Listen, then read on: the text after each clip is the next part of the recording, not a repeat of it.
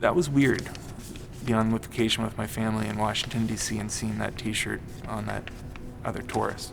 Let go and let God take control. I had no idea. It impacted me at the time.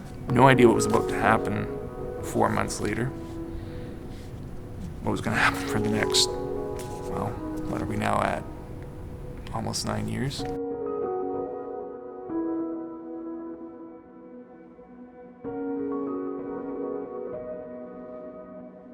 From that point forward began a journey for me, whereby learning, unfortunately incorrectly, to kind of keep things to myself and move forward, deal with my own pain. My mom, unfortunately, had been a victim of abuse, and there was something inherently within me growing up that I wanted to always protect her, and perhaps even from telling her about certain things that had happened in my life. You don't really realize how these things affect you, and I found myself, for example, shoplifting, not realizing that some of these behaviors were coming out of a cry for help. And then we had a trauma that happened in the family because of what had happened there. It forced me to deal with what had happened to me. After that, all these feelings were coming to the surface. And some of the benefits of my church family came to fruition.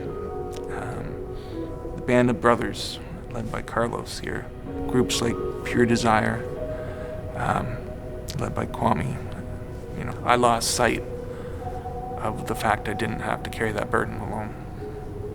Joining their group allowed me to open up more. I think denial is a huge part of it. You're living a dual life, and I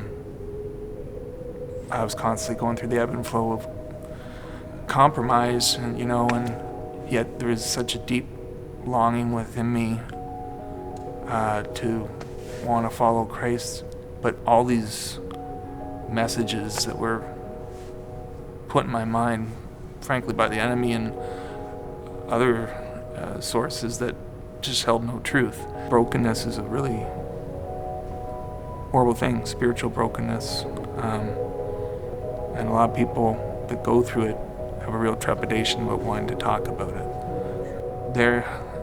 If people don't believe in spiritual bondage, it's a real deal.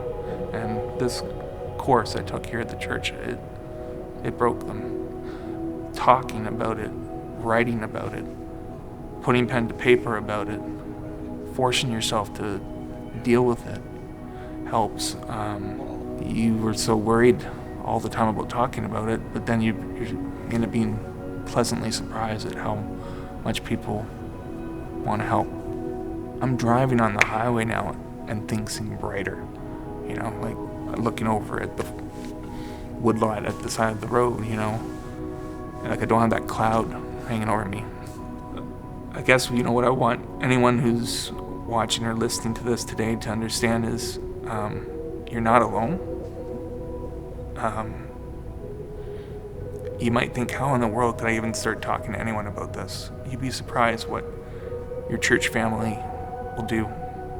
Iron sharpens iron, and when you lean into others, especially those who have the same outlook on life as you, they'll be there for you. And like a topic like sexual brokenness, it's something that a lot of people are afraid to talk about, or for that matter, any type of trauma that one might incur in their life, or addiction, or something to that effect, and I guess I say to whether you're young, a teenager, a young adult in the audience, in your 20s or mid-40s or even later in life, and you still haven't dealt with this, let go and let God take control. You won't regret it. Trust God.